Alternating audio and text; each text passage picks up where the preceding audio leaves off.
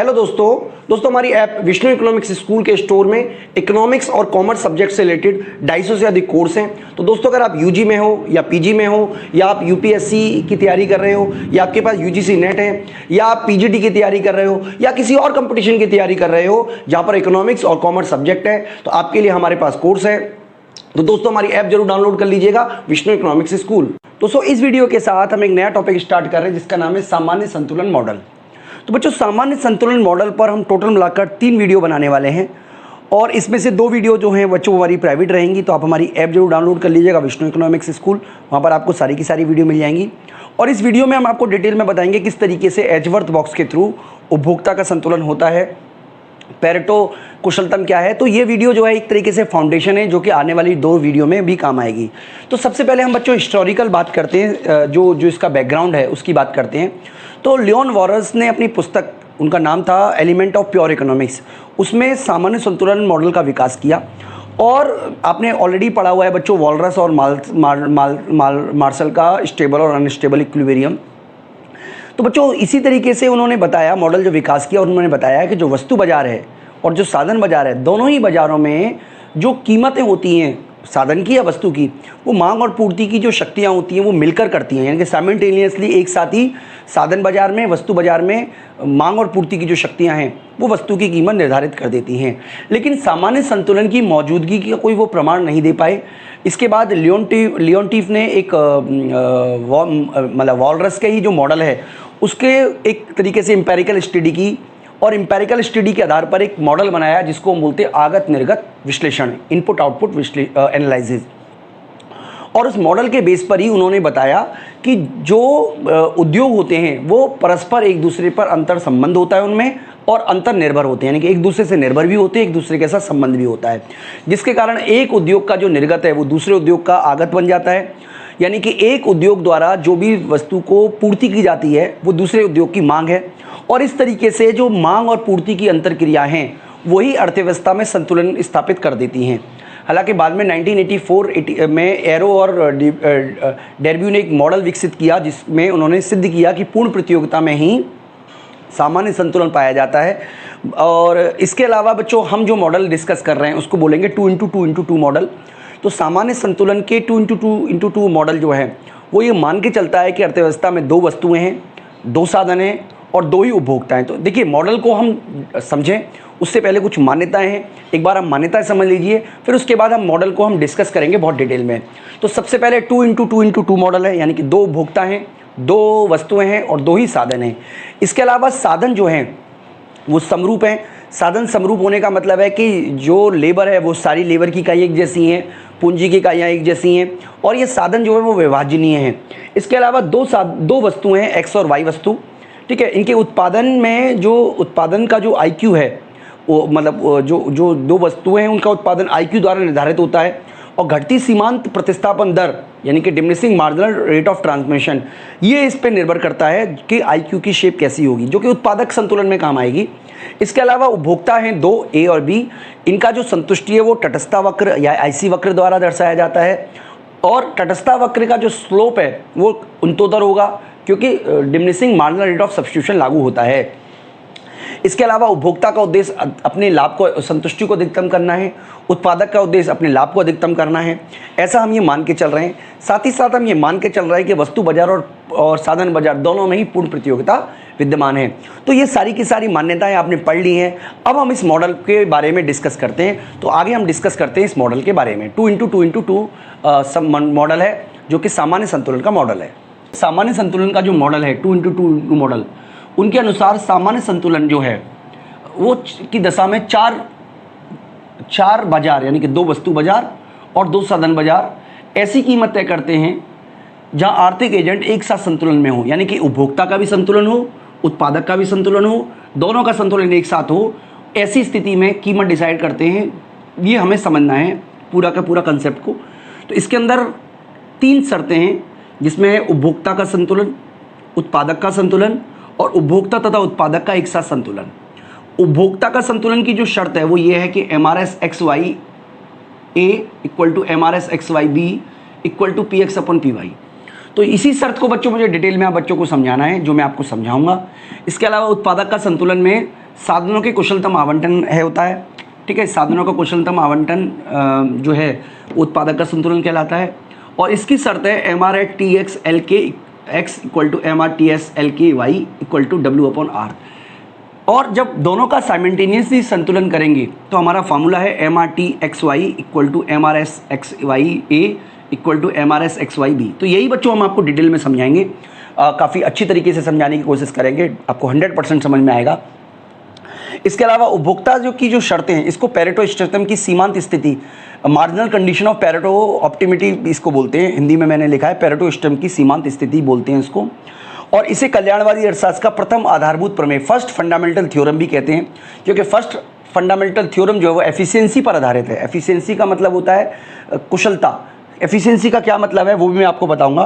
तो पेरेटो अनुकूलतम या पेरेटो इष्टतम उस स्थिति को दर्शाता है, ये देखिए अंडरलाइन करने वाली बात है, आपको याद रखना है। पेरेटो अनुकूलतम या पेरेटो इष्टतम उस स्थिति को दर्शाता है जिसमें एक व्यक्ति की स्थिति में सुधार किए बिना दूसरी स्थिति को सुधार संभव नहीं। एक स्थिति को कमी किए बिना, सुधार नहीं, कमी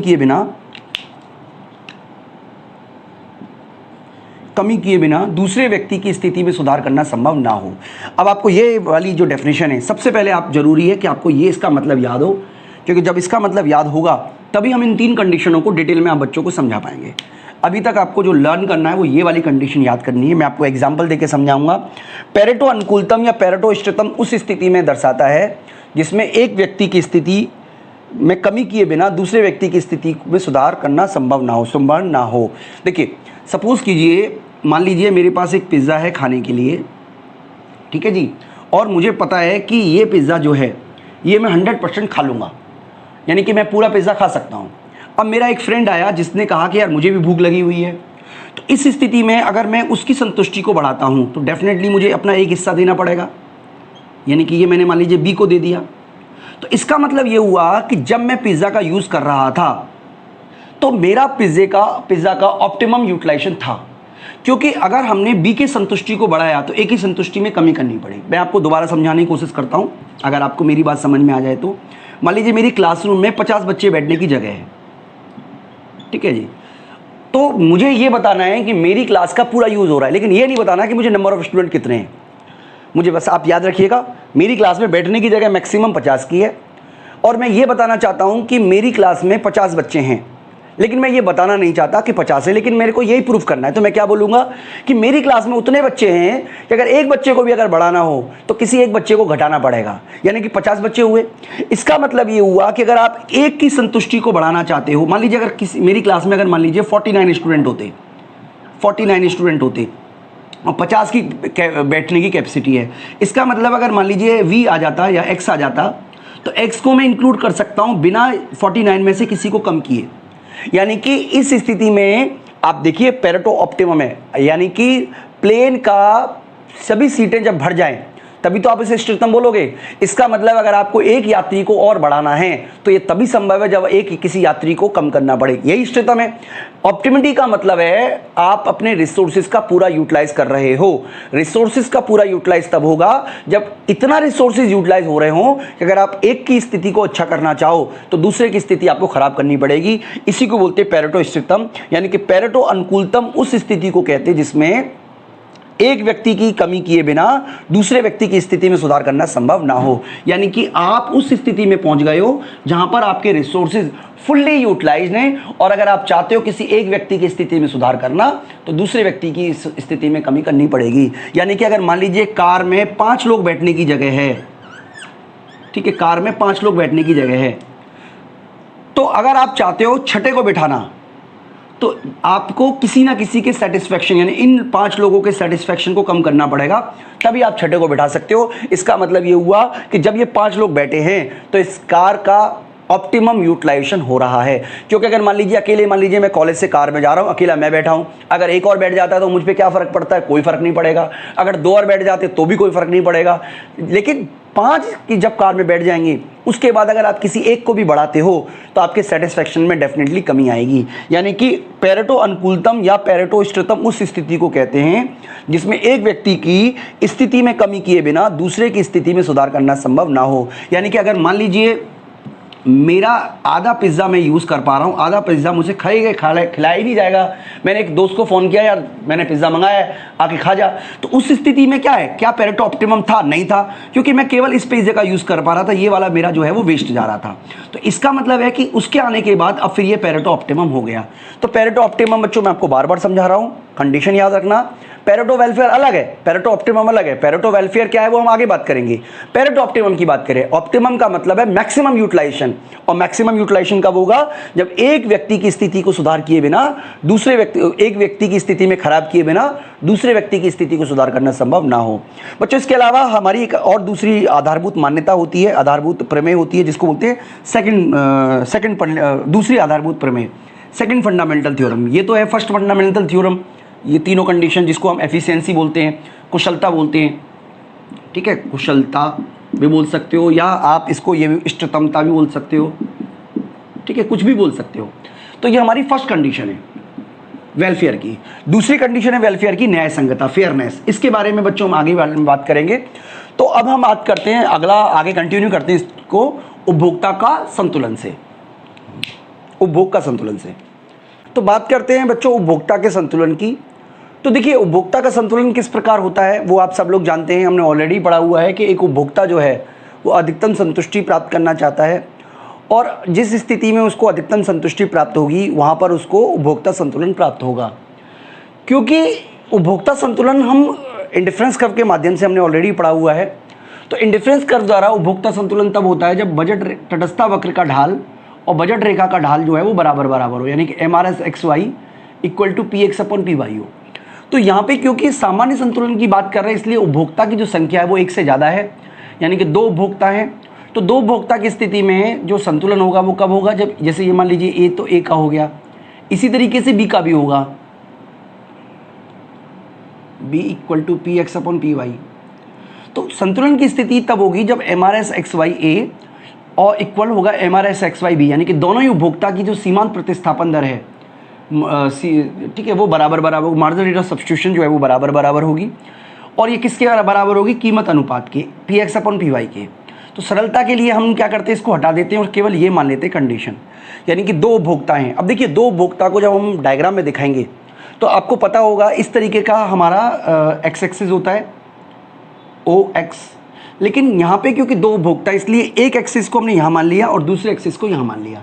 मतलब ये इसका ओरिजिन पॉइंट है, ये इसका ओरिजिन पॉइंट है, सिंपल सी बात है ना। इसका ओरिजिन पॉइंट ये वाला है, यानी कि ये है ही डायग्राम वही, लेकिन हमने इसको उल्टा बनाया हुआ है। जैसे आप मिरर में देखते हो उसी तरीके से उल्टा दिखता है, उसी तरीके से ये कर्व बनाया हुआ है। तो 2 उपभोक्ता हैं, हम बहुत सिंपल लेने के लिए मान लीजिए उपभोक्ता है A, जिसका ये है IC1, ठीक है जी, ये है IC2 और ये है IC3। तो संतुष्टि की बात करें तो IC1 के मुकाबले IC2 ज़्यादा संतुष्टि देगा और IC2 के मुकाबले IC3 अधिक संतुष्टि देगा। यानी कि संतुष्टि का स्तर जो है वो जैसे जैसे आप ऊपर की तरफ चाहोगे संतुष्टि का स्तर बढ़ता चला जा रहा है। यानी इस स्थिति में देखोगे तो IC1 के मुकाबले IC2 ज़्यादा सेटिस्फेक्शन देगा और IC2 के मुकाबले IC3 ज़्यादा सेटिस्फेक्शन देगा, क्योंकि हम पढ़ चुके हैं कि जो वक्र ऊंचा होगा, मतलब राइटवर्ड होगा, वो ज़्यादा संतुष्टि देगा और जो नीचा होगा वो कम संतुष्टि देगा। ये ऑलरेडी हम पढ़ चुके हैं। बात करें बच्चों उपभोक्ता 2 की, तो 2 उपभोक्ता जो है, मान लीजिए ये हमारा उपभोक्ता 2 है, तो उसका क्योंकि बेस हमने यहाँ लिया है इसलिए इसका इंडिफरेंस कर्व हम इस तरीके से बना लेते हैं, ठीक है। इसको हम बोल देते हैं, ये हम A लिख देते हैं। देखिए यहाँ पे सिंपल बनाने के लिए इसको मैं IA बोल देता हूँ, IA1, इसको बोल देते हैं IA2 और इसको बोल देते हैं IA3। इसी तरीके से इसको हम नाम दे देते हैं, इसको बोल देते हैं इसको बोल देते हैं IB1, ठीक है जी। इसी तरीके से इसको भी नाम दे देते हैं IB2 और इसको नाम दे देते हैं IB3। तो ध्यान से समझना बच्चों, ये हमारा ओरिजिन है A का, इसलिए जो ऊपर जा रहा है वो ज़्यादा सेटिस्फेक्शन दे रहा है, और ये हमारा ओरिजिन है B का, तो ये भी ऊपर जा रहा है। देखिए ये उल्टा है ना, इसलिए ये वाला नीचे है, ये उससे ऊपर है, ये उससे ऊपर है, तो प्रॉपर्टीज़ नहीं बदल रही है। यानी कि ये कम सेटिस्फेक्शन देगा, ये ज़्यादा सेटिस्फेक्शन देगा, ये ज़्यादा सेटिस्फेक्शन देगा, ठीक है जी। यहाँ पे हम लिख लेते हैं X वस्तु, यहाँ लिख लेते हैं Y वस्तु, इसी तरीके से यहां पर आ जाएगी y वस्तु, यहां पर आ जाएगी x वस्तु। ओके जी। अब यहां पे देखिए कई सारे पॉइंट हैं जिसको हम नाम दे देते हैं, मान लीजिए A, B, C, D और E। अब हमें ये पता करना है कि इसमें से कौन सा जो पॉइंट है वो एक तरीके से आदर्श पॉइंट है और कौन सा आदर्श नहीं है। तो यहाँ पे बच्चों हमें समझना है कि एजवर्थ बॉक्स के सभी सहयोग कुशलतम यानी कि ऑप्टिममिटी को नहीं दिखाते। यानी कि जैसे डी सहयोग है तो डी सहयोग ऑप्टिमिटी को क्यों नहीं दिखा रहा है वो मैं आपको जरूर बताऊंगा, और यही आपको मेनली समझना है। देखिए सबसे पहले हम शुरुआत करते हैं डी पॉइंट से। डी जो है ना, it is the combination of IB1, ये देखिए IB1 है ना इस पे, और इससे हमें मिल रहा है ये वाला प्लस IA2, यानी कि इससे हमारे को, अब 1 को 100 मान लीजिए, है ना, गुड्स के मामले में, हालांकि ऐसा होता नहीं है लेकिन अब मान लें, तो इसका मतलब ये देखिए ये हमारे को कॉम्बिनेशन मिल रहा है इस डायग्राम से, IB1 ये वाला और IA2। अगर हम D से C पे चले जाते हैं तो D से C पे जाने पे हमें क्या मिलेगा, देखिए वो देखते हैं हम। D से C जाने पर हमारा जो IB2 है, IB1 है, वो तो सेम रहा,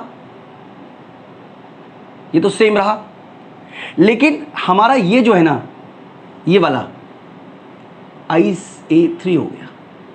यानी कि मैं ये कहना चाह रहा हूं कि अगर हम D से C पे चलते हैं तो जो A है उसकी स्थिति तो सुधर गई लेकिन B की स्थिति खराब नहीं हुई। इसका मतलब D जो है वो पेरेटो ऑप्टिमम नहीं कहलाएगा, क्योंकि पेरेटो ऑप्टिमम क्या कहलाएगा, यानी कि एजवर्थ पेरेटो ऑप्टिमम कहलाएगा जब एक उपभोक्ता की स्थिति में सुधार कर तभी होगा जब दूसरे उपभोक्ता की स्थिति में कमी आ जाए। क्योंकि अगर आप मान लीजिए C से B पर आ जाते, C से B पर आ जाते तो आपकी जो स्थिति है B की वो सुधरी, B सुधार हुआ,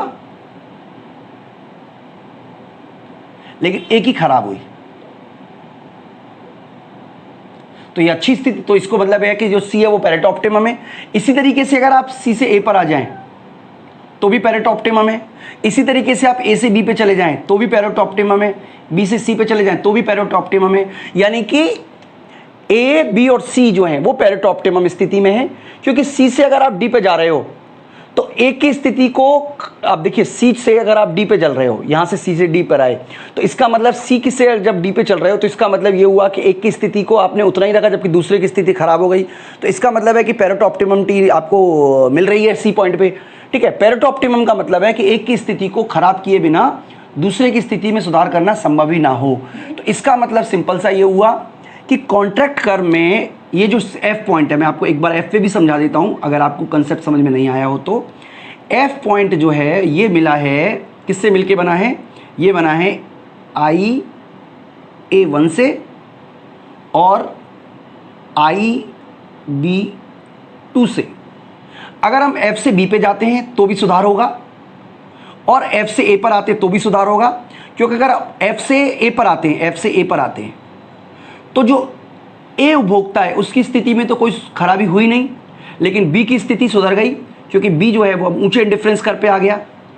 इसी तरीके से अगर F से B पर आते हैं तो B की स्थिति सेम रही, जबकि A की स्थिति जो है वो सुधर गई, क्योंकि A जो है वो अब इस IA1 से IA2 पे चला गया। तो बच्चों सिंपल कहने का मतलब ये हुआ कि F से B का चलन या F से A का चलन सुधार है। इसका मतलब ये F जो है वो पेरेटो ऑप्टिमिटी में नहीं है। तो पेरेटो ऑप्टिमम में कौन सा है, A, B और C। तो इसको अगर हम मिला दें, इन पॉइंटों को मिला दें, तो इसको बोलते हैं बच्चों कॉन्ट्रैक्ट कर्व। कॉन्ट्रैक्ट कर्व, ठीक है, संवेदा वक्र बोलते हैं हिंदी में, संवेदा वक्र। तो बच्चों याद रखना कि ये कंडीशन केवल परफेक्ट कंपटीशन में ही पॉसिबल है, किसी और कंडीशन में पॉसिबल नहीं है। तो अभी हमने केवल उपभोक्ता संतुलन के बारे में बात की। आने वाली वीडियो में बच्चों हम उत्पादक संतुलन की और उपभोक्ता उत्पादक का एक साथ संतुलन के बारे में हम डिस्कस करेंगे। तो बेसिकली बच्चों आपको जो लर्न करना है, मैं आपको एक बार फिर से बता देता हूं कि F से अगर आप B पे जा रहे हो, F से अगर आप B पे जा रहे हो तो आप देखिए ये वाला जो ब्लू डायग्राम है वो सेम रहेगा, जबकि ब्लैक वाला ऊपर हो गया। तो इसलिए सुधार है। इसी तरीके से अगर एफ ए पर जा रहे हो तो ब्लैक वाला वही रहा, जबकि ब्लू ऊपर हो गया, इसका मतलब ये सुधार है। यही आपको बताने की कोशिश की जा रही है बच्चों। मैं उम्मीद करता हूं कि आपको कंसेप्ट समझ में आ गया होगा। आप हमारी ऐप डाउनलोड कर लें ताकि आने वाले जो पार्ट्स हैं, क्योंकि 2 पार्ट हम इस पर और बनाएंगे, वो आपको मिल सकें हमारी ऐप विष्णु इकोनॉमिक्स स्कूल में। वहाँ पर आपको ये PDF नोट्स भी मिलेंगे, टेस्ट सीरीज भी मिलेगी। तो कंप्लीट कोर्स हम करा रहे हैं, चाहे आप UG में हो, चाहे आप PG में हो, चाहे आप किसी भी यूनिवर्सिटी से कर रहे हो, पढ़ाई कर रहे हो, तो आपको सब कुछ हमारे ऐप में मिलेगा अगर आपके पास इकोनॉमिक्स सब्जेक्ट है। इस वीडियो में इतना ही दोस्तों, थैंक यू।